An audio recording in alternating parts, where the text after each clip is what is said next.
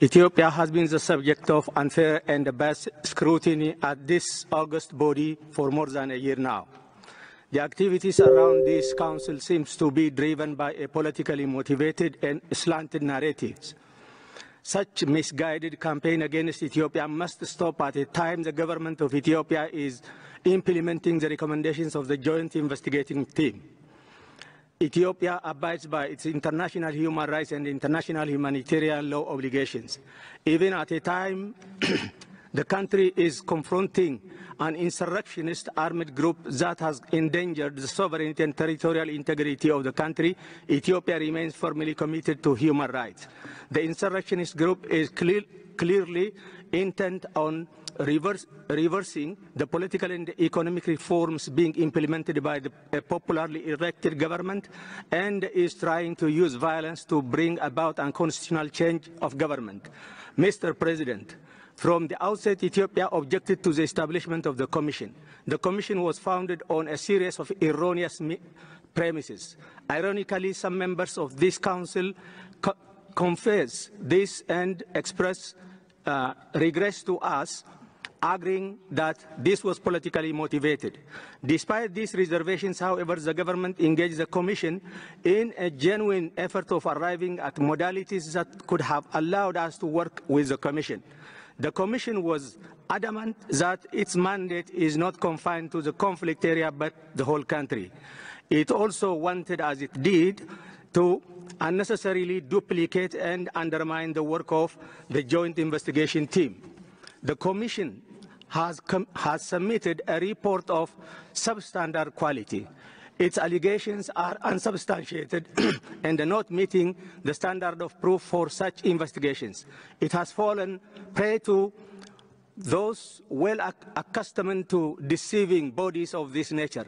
The report fails to meet a modicum of objectivity, professionalism, and impartiality. It makes grave accusations against the government and its armed forces without adducing proof, just based on telephone conversation and web-based submissions. This is irresponsible. This practice of targeting countries like Ethiopia ultimately undermines the authority and the credibility of the Human Rights Council. Without doubt, the report is selective and discriminatory, and its conclusions are politically motivated. The TPL bluntly violated the humanitarian truth, reigniting the conflict.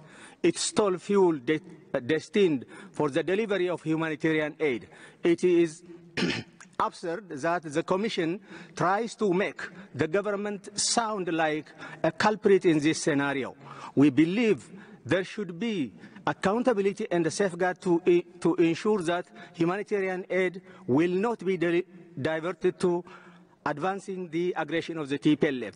The Commission could have investigated atrocities committed by the TPLF in Amhara and Afar region. However, it only made fleeting references and also completely overlooked the use of child soldiers and the violent and the forceful recruitment of fighters by the TPLF, including in refugee camps in neighboring countries.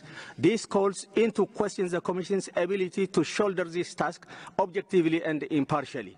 A document containing our detailed response is distributed in English language, which was prepared based on the draft we received. The final version makes even more extreme allegations, going as far as divining the intent of our forces during the conflict. Mr. President, Ethiopia is taking concrete measures to bring perpetrators of human rights violations to justice. In this endeavor, we will continue working with the Office of the High Commissioner for Human Rights in Ethiopia and other international partners. The Interministerial Task Force has published a preliminary report outlining its findings in relation to some of the areas affected by the conflict. Ethiopia is committed to peacefully resolve the conflict under the auspices of the African Union. The Commission's political pronouncement referring to the UN Security Council are ultra-virus and betray political motivations that go beyond human rights. We therefore call on the members of the Council to reject this report and to any attempt to extend the mandate of this Commission. I thank you.